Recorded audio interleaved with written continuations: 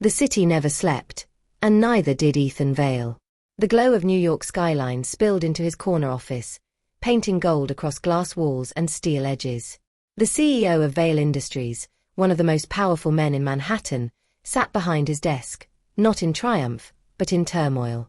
On paper, he had it all: wealth, influence, and control. But tonight, as the rain streaked down the window, he realized the one thing he'd never been able to master: his own heart. The door opened softly. A woman stepped in, her heels barely whispering against the marble floor. It was Lila Monroe, his head of marketing, and the one person he had sworn he'd never fall for. She wasn't just brilliant, she was kind, sharp, and unafraid to challenge him. From the first day she'd walked into his office 2 years ago, Ethan had felt something shift, something dangerous, something alive. "Still working?" she asked, her voice gentle but edged with worry. He looked up, forcing a small smile. "You know me. I don't rest until the city does." "Then you'll never rest," she replied softly, moving closer to his desk. Her hair glowed auburn under the city lights, her blouse slightly damp from the rain. "Ethan, it's almost midnight. Go home." He wanted to tell her he didn't have a home, just a penthouse full of empty rooms and silent echoes. But he couldn't. Instead, his eyes lingered on her, and the silence stretched between them like a live wire. When she turned to leave, his voice broke through the quiet. "Lila, wait." She paused, her hand on the doorframe. "There's something I need to tell you." Her breath caught, but she didn't turn around. "Don't," she whispered. "You shouldn't." But he stood up anyway, his chair sliding back on the polished floor. "I've tried to ignore it. 4 months. I've buried myself in work, in meetings, in deals, anything to stop feeling this way. But I can't anymore." Slowly, she turned. His eyes met hers, raw, vulnerable, unguarded for the first time. "Ethan," she said, barely audible. He took a step forward. "Tell me I'm imagining it. Tell me you don't feel the same thing every time we're in a room together." Lila's composure faltered. "It doesn't matter what I feel. You're my boss. And I can't afford to lose everything I've worked for." He closed the distance between them, close enough to feel her trembling breath. "I'd give up everything for you." Those words, reckless and tender, hung in the air like a confession he couldn't take back. She shook her head. "You don't mean that." "I do," he said, his voice breaking. "I've built an empire, Lila. But it means nothing without you." For a heartbeat, neither spoke. The rain outside grew heavier, the city fading into a blur of light and motion. And then, for the first time, Lila let her guard fall. Her hand brushed against his, tentative, uncertain, but real. That touch changed everything. Days turned into weeks, and what began as unspoken glances became quiet moments after hours. 2 people fighting the inevitable and losing beautifully. In the shadow of glass towers, their connection deepened. She challenged him, softened him, and made him remember what it felt like to be human again. But love, especially forbidden love, never comes without a cost. Rumors began to stir. Whispers in the boardroom.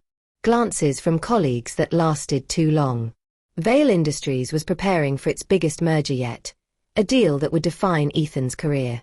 And the investors didn't take kindly to distractions, especially not those involving scandal. When the chairman called him in, Ethan knew what was coming.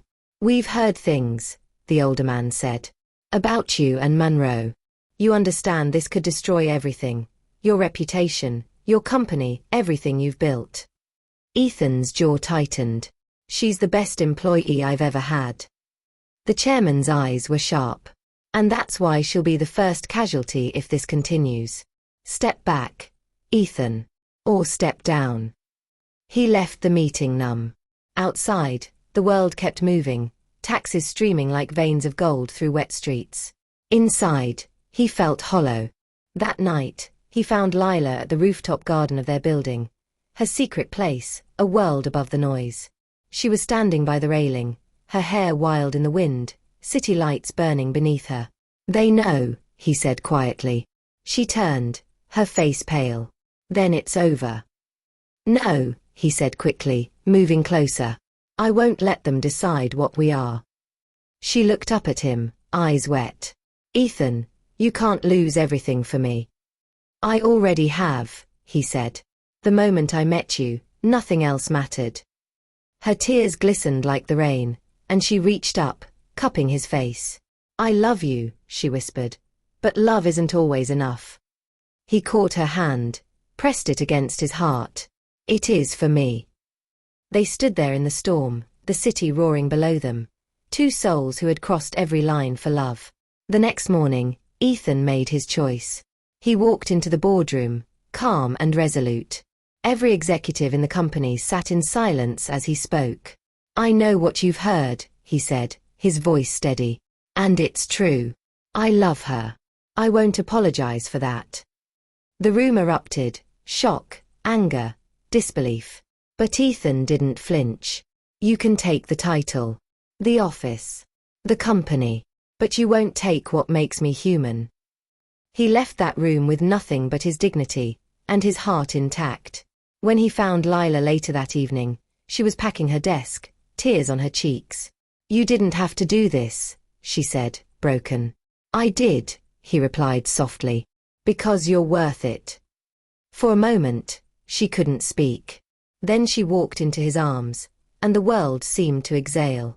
Outside, the city lights flickered, endless, alive, and full of second chances. Months passed. The headlines faded. Ethan started over, smaller, freer. He opened a boutique consulting firm, something built not on greed, but on purpose. And through it all, Lila was there, not as an assistant, but as a partner. They worked side by side, building something real from the ruins of ambition. Love wasn't easy, but it was honest.